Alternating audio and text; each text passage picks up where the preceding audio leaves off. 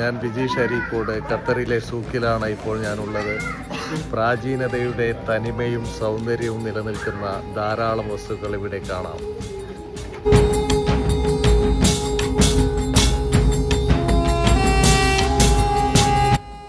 പുതുമയും പഴമയും ഒരുപോലെ സമ്മേളിച്ച അതിമനോഹരമായ വൈദ്യുത ദീപങ്ങൾ, മണ്ണിലും മരത്തിലും ലോഹങ്ങളിലുമായി നിർമ്മിച്ച പാത്രങ്ങൾ,